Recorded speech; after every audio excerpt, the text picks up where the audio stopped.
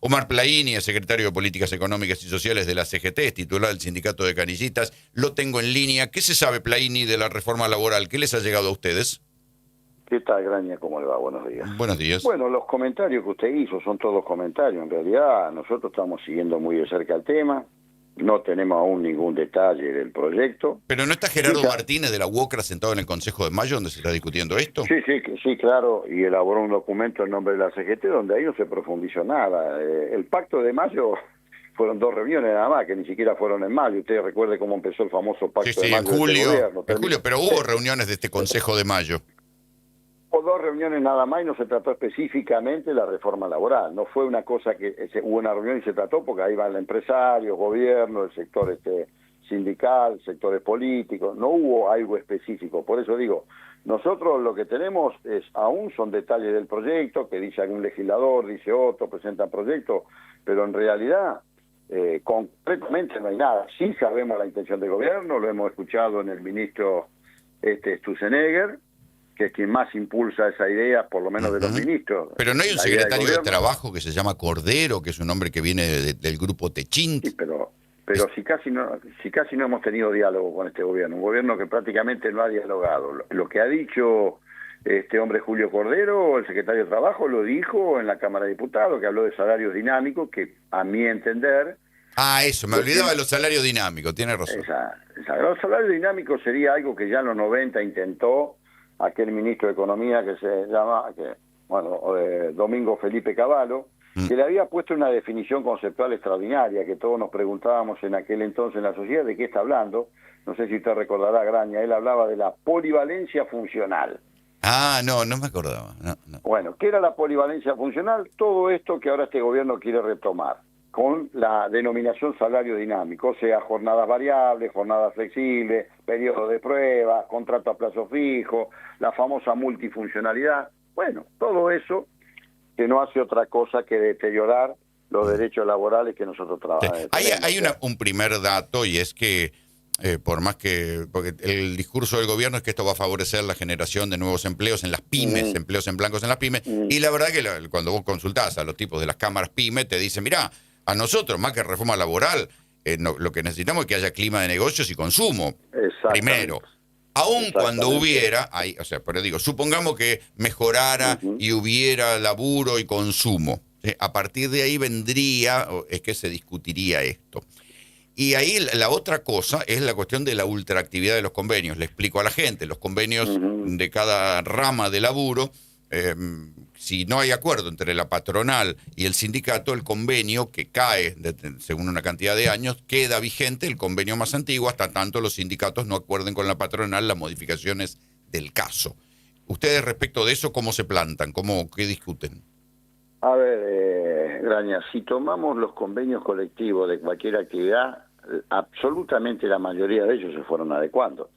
¿Por qué? Porque hay cambios tecnológicos brutales. Los últimos 30 años, la robotización en la tarea laboral es impresionante. Por eso nosotros decimos que tenemos que tener herramientas de adaptación, porque la economía cambia, la tecnología también, pero no debe ser a costa del trabajador. De hecho, estamos dispuestos a negociar las nuevas modalidades que tienen que ver con el teletrabajo, con las plataformas, para darle derecho y proteger a esos trabajadores. En esa dirección nosotros estamos contestes, por supuesto. O sea que ustedes aceptarían discutir las nuevas condiciones del trabajo. Pienso en el convenio de los mecánicos, que los mecánicos hoy por hoy ya no ajustan tuercas, eso lo hacen robots. Entonces... Exactamente. Por eso dijimos en el documento, que precisamente sacó un hombre nuestro, que integra esa mesa del Pacto de Mayo, que es Gerardo Martínez, nuestro secretario de Políticas Internacionales, de Relaciones Internacionales, en el documento que dice claramente, no somos ni dogmáticos ni obstruccionistas. Ahora, definan qué es lo que quieren, porque en definitiva, Rolando, la política es la que modifica las condiciones de vida de la sociedad, no somos nosotros, es la dirigencia política, los distintos gobiernos, que son los que tienen que generar los elementos y los instrumentos para favorecer que haya más trabajo formal y menos informal, porque como decimos siempre de la CGT, el único y gran ordenador social es el trabajo, y con derechos. Ahora, si el gobierno está empecinado en llevar adelante solamente hablar de carry trade, de economía y de finanzas. Nunca habla de producción, no habla de desarrollo, no habla de valor agregado a nuestra materia prima. Bueno, así es imposible. Sí. ¿De qué tienen miedo ustedes? Bueno, nosotros no tenemos miedo de nada. No, digo nosotros... que les vengan con una propuesta, ¿qué es lo que les provoca miedo o qué resistirían? No, nosotros lo que no queremos que se basen las condiciones laborales y los derechos laborales. Queremos garantizar esos derechos laborales conquistados con décadas y décadas de lucha. Sí, Por y ejemplo, ahí el gobierno va a decir, bueno, pero con estos derechos laborales, no sé cuánto, el 40% de los laburantes están en negro. Pero eso no es un problema. Con eso los derechos laborales no son el problema, son las políticas que llevan adelante los gobiernos, no los derechos laborales. Hubo una situación entre el 2003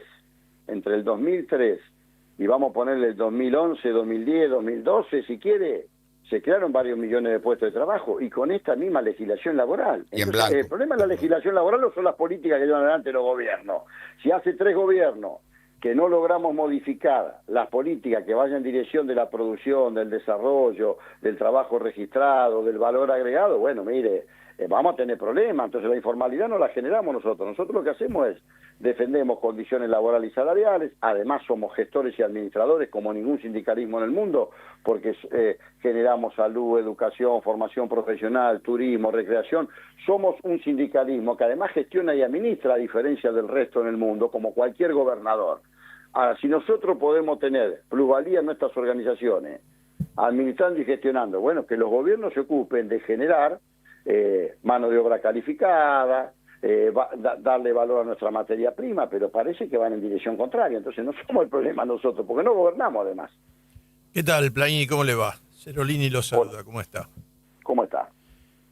A ver, cuando ganó Milei las elecciones legislativas, les había dado, si usted sumaba el PRO, y si sumaba a Cambiemos y sumaba a Milei las elecciones para diputados, les dio el 54%. No hablamos del balotaje, hablamos de las legislativas. Hoy parten de un piso del 41%. Es decir, que es buen número, pero a la vez han bajado. ¿Cómo cree usted que van a jugar a la hora de votar las nuevas leyes que pueden realmente ser como un retroceso para el mundo del trabajo?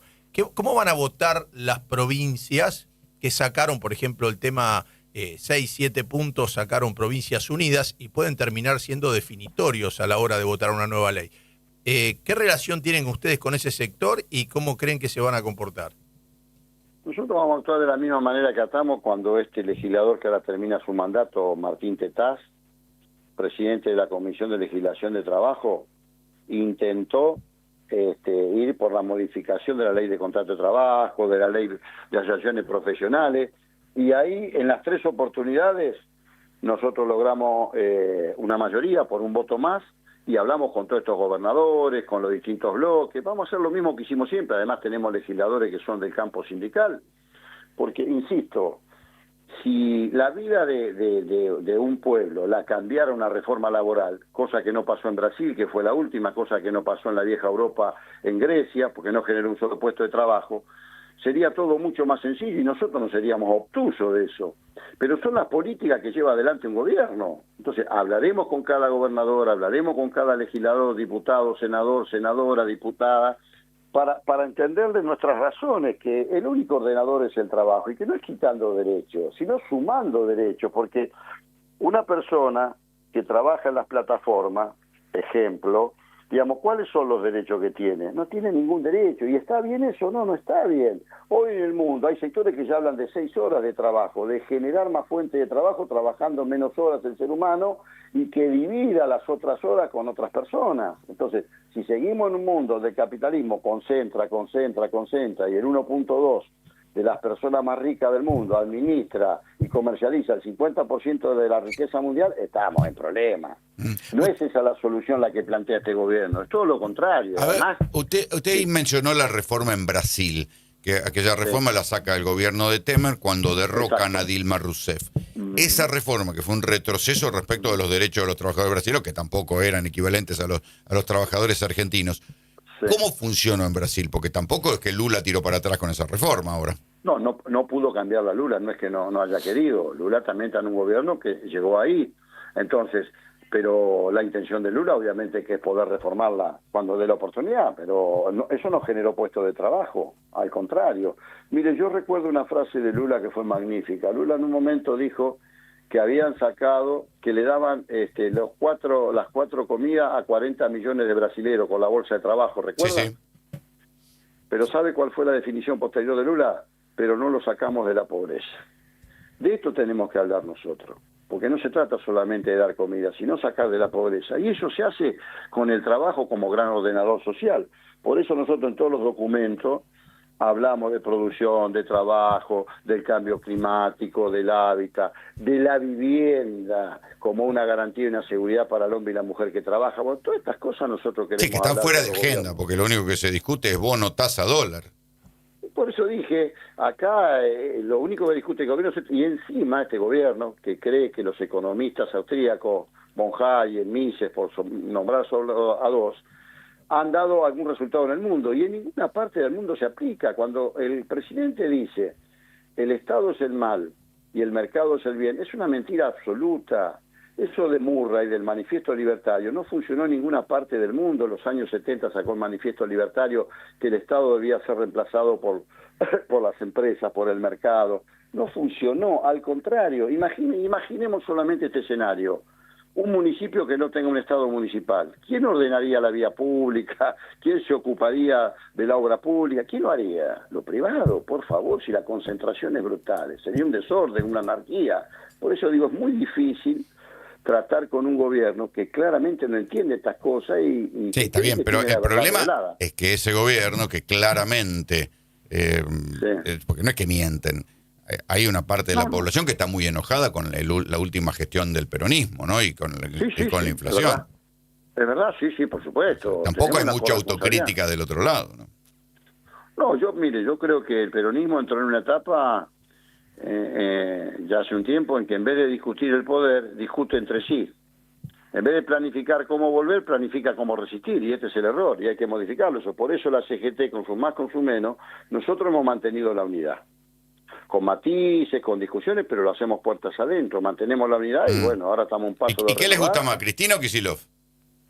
No, yo soy un hombre, primero que discuto, me enseñó un maestro sindical que los trapos sucios se juegan en casa, y yo, sinceramente, yo creo en una CGT autónoma. Por supuesto que no hay peronismo sin trabajadores ni trabajadores sin peronismo. Soy de los que cree fuertemente, Rolando, que el peronismo es una estrategia de poder de la clase trabajadora, y sueño que algún día, así como surgió Lula en Brasil, surja un hombre o una mujer de nuestras entrañas que pueda conducir el país. Sigo soñando con eso, aunque ya acumulo demasiada juventud y estoy más cerca de pasar a otro planeta que quedarme en este, pero sueño con eso.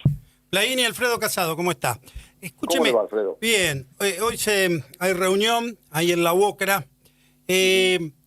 ¿Habrá cambios en el estilo, en las formas? ¿Habrá una CGT más combativa? ¿Habrá algún secretario? ¿Es posible que un secretario general de un gremio industrial grande pueda estar al frente o integrar al menos una triada de líderes sindicales de la CGT o más o menos la cosa seguirá por el mismo camino?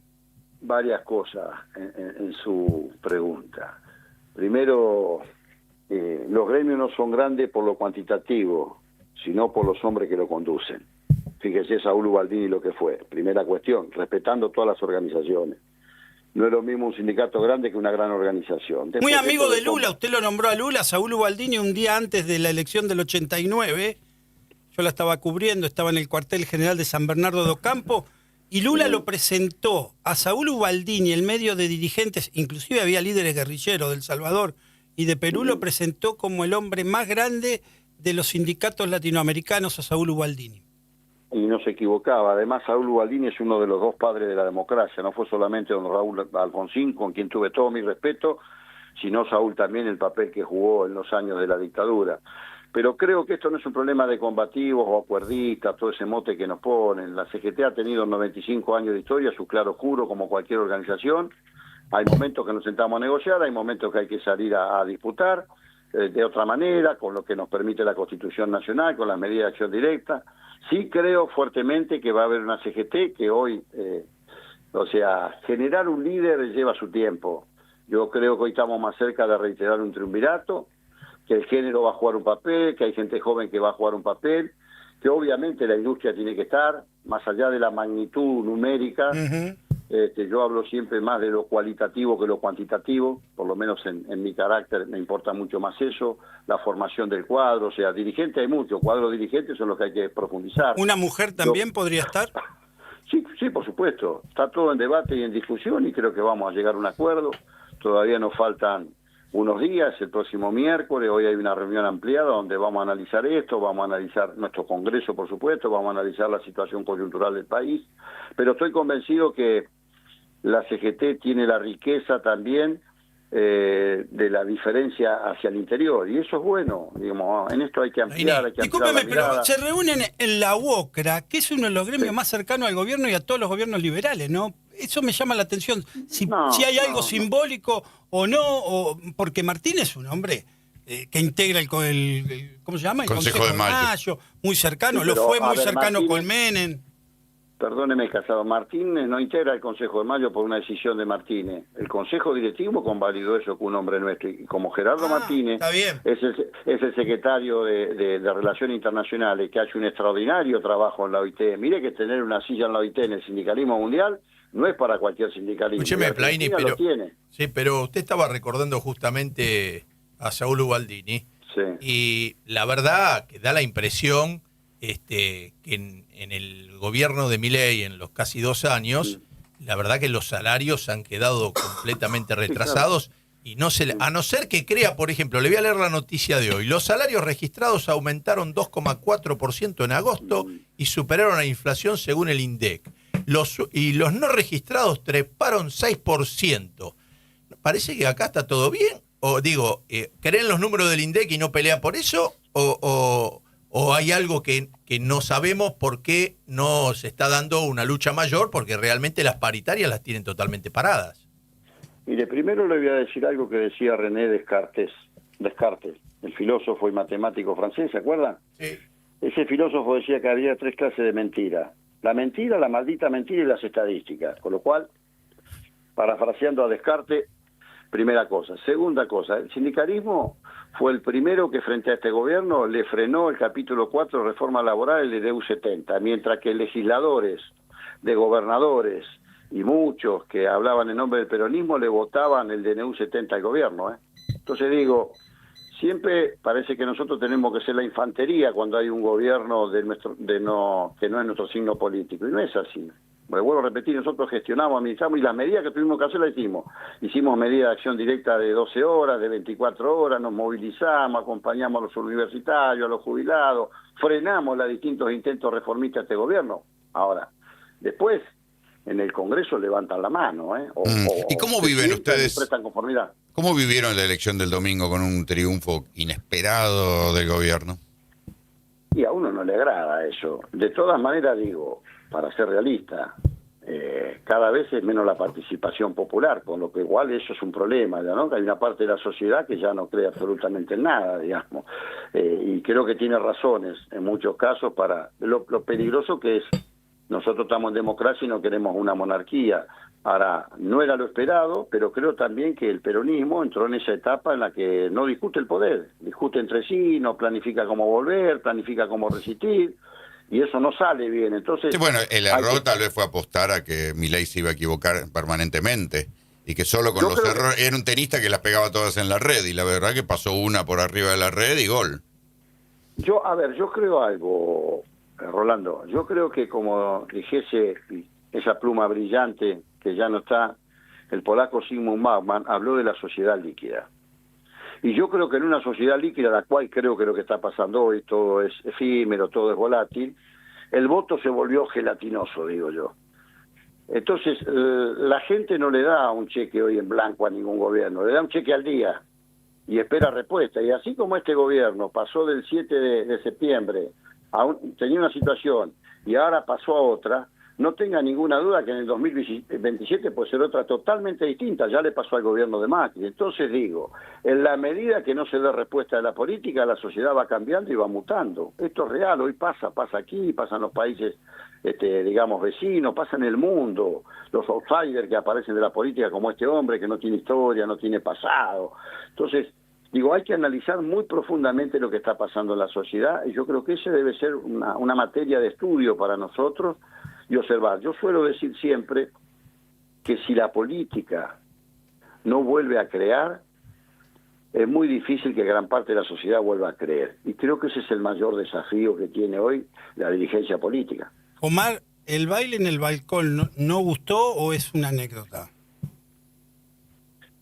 Ya le dije, don Lorenzo Miguel un día dijo, los trapos sucios se juegan en casa. Yo soy militante de toda la vida, esas cosas las discuto puertas adentro porque nosotros le hemos hecho mucho mal también a los sectores que integramos cuando hacemos la discusión a la luz del día, porque siempre hay alguno que lo aprovecha. Yo prefiero discutirlo puertas adentro, soy muy respetuoso de todas las actitudes y de todas las opiniones, pero a mí me enseñaron mis mayores que esas discusiones se daban dentro de casa. Plaini, le agradecemos el contacto. No, gracias a usted, Rolando, y a todo el equipo. Un saludo y un abrazo. Omar Plaini, secretario de Políticas Económicas y Sociales de la CGT.